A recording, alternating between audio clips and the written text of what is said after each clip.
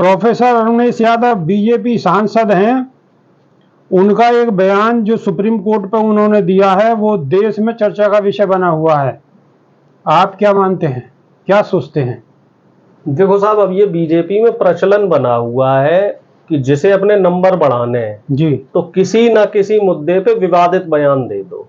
अब ये बताइए, कोर्ट को, न्यायपालिका को सबसे ऊपर रखा गया है और उसमें भी आप सीधा सीधा न्यायपालिका की कार्यप्रणाली पे, और जो चीफ जस्टिस है उसका चयन भी आप लोगों ने किया है। अब तो ये बात किसी से नहीं छुपी पिछले 10 साल से कि मुख्य न्यायाधीश जो नियुक्त किए जाते हैं उसमें किसकी दखलंदाजी होती है।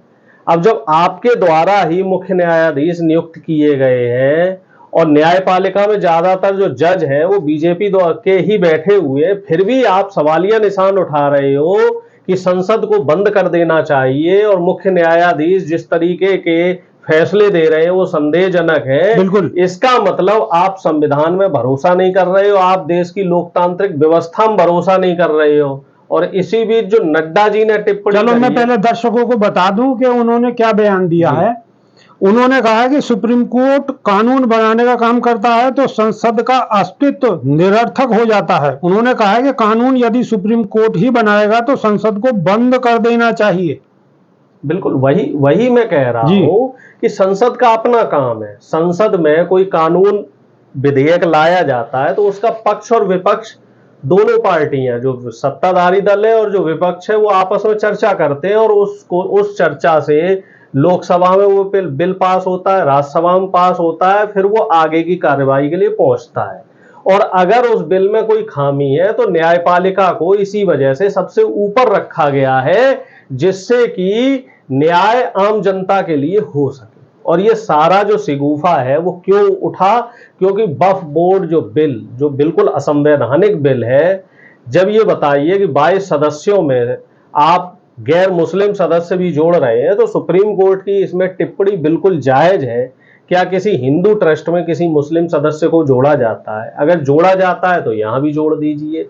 अगर न्याय व्यवस्था न्यायिक तरीके से हो रही है तो सही है। तो मैं तो ये मानता हूं सुप्रीम कोर्ट ने बिल्कुल ठीक डिसीजन दिया है। कई बार हम भी असहमत होते हैं सुप्रीम कोर्ट के डिसीजन से, लेकिन प्रोफेसर यादव अभी डिसीजन नहीं दिया है। प्रोफेसर अभी तो होल्ड पे रखा है। डिसीजन भी जल्दी आएगा और हमें उम्मीद है जनता के पक्ष में आएगा। और इसी बीच जो नड्डा जी का जो बयान आया है, वो नड्डा जी का बयान भी इस तरफ इशारा कर रहा है कि जो चिंगारी है, चिंगारी इन्हीं दो लोगों द्वारा लगाई गई है। चिंगारी लगाने के बाद निशिकांत दुबे और दिनेश शर्मा जैसे बड़े बड़े जो वरिष्ठ नेता हैं बीजेपी के, इनको शांत कराने के लिए जेपी नड्डा साहब ये कह देते हैं कि हम इनके बयानों से इत्तेफाक नहीं रखते। अगर आपको लगता है कि सुप्रीम कोर्ट का अपमान हुआ है नड्डा साहब, तो आप इनके ऊपर न्यायिक और कानूनी कार्रवाई कीजिए। एक तरफ आपके तेलंगाना के जो बीजेपी के नेता हैं, जिनको आपने 6 साल के लिए बर्खास्त किया था और फिर दोबारा जब लोकसभा चुनाव हुआ तो वहां उनको सांसदी से लड़वा दिया था, जो टी राजा करके जिनका नाम है, उनके भी इस तरीके से बयान अभी आ रहे हैं, हिंदू मुस्लिम ये सौहार्द को बिगाड़ते हुए। तो अगर आपका कोई नेता पार्टी गाइडलाइन को, संविधान की गाइडलाइन को क्रॉस करता है तो उसके ऊपर कठोर कार्रवाई क्यों नहीं होती? लेकिन प्रोफेसर सवाल निंदा क्यों की जाती है? बिल्कुल प्रोफेसर, एक सवाल और भी बनता है कि आखिर इन लोगों का मकसद क्या है? भाई इतने, आपने कहा इतने वरिष्ठ नेता और है भी वरिष्ठ नेता हैं, और इन वरिष्ठ नेताओं का इस तरीके से सीधा सीधा सुप्रीम कोर्ट को एक तरीके से उन पर सवाल उठाना, तो कहीं ना कहीं ये तो बहुत बड़ा प्रश्न चिन्ह लगता है। सवाल ये है कि ये लोग न्यायपालिका को कमजोर करना चाहते हैं। ये लोग सुप्रीम कोर्ट का महत्व तो खत्म करना चाहते हैं। सिर्फ इस देश में अब सुप्रीम कोर्ट ही बचा है जिसपे सरकार का पूरी तरीके से हस्तक्षेप नहीं। अब आप ये देख लो, जो तमाम जांच एजेंसियां हैं, सीबीआई हो, ईडी हो, चाहे वो इलेक्शन कमीशन हो, ये पूरी तरीके से बीजेपी के शिकंजे में है। अब सुप्रीम कोर्ट और अगर इनके शिकंजे में आ गया तो पूरे देश का सिस्टम, देश का संविधान ये अपने इशारे से चलाएंगे। देश की जनता ने एक काम तो बहुत अच्छा कर दिया, जो इनकी 400 सीटें नहीं आने दी और इन्हें 240 पे छोड़ दिया।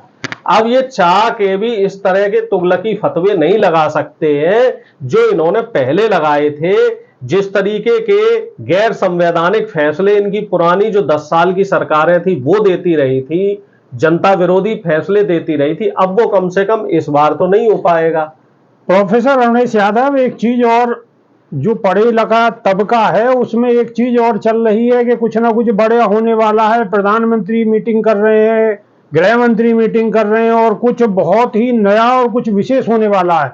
तो क्या आपको कुछ ऐसा संज्ञान है, कुछ जानकारी है, जरा दर्शकों को बताएं। देखो साहब, 10 महीने हो गए हैं, बीजेपी अपना राष्ट्रीय अध्यक्ष तय नहीं कर पाई है। ये अपने आप में बहुत बड़ी बात है। एक ऐसी पार्टी जहां मिस कॉल से ही राष्ट्रीय अध्यक्ष बनाए जाते थे, 2 बार जेपी नड्डा राष्ट्रीय अध्यक्ष रहे बीजेपी के, और अब जेपी नड्डा को जून में केंद्रीय मंत्रिमंडल में लिया गया और बीजेपी में यह चलता है कि एक व्यक्ति को एक ही पद दिया जाता है। तो अब राष्ट्रीय अध्यक्ष का पद, चूंकि जेपी नड्डा एक्सटेंशन पे चल रहे थे, वो पद खाली है और 10 महीने से खाली है। इस बीच प्रधानमंत्री मोदी आरएसएस मुख्यालय नागपुर भी होके आए हैं और पेच यहां पे फंसा हुआ है।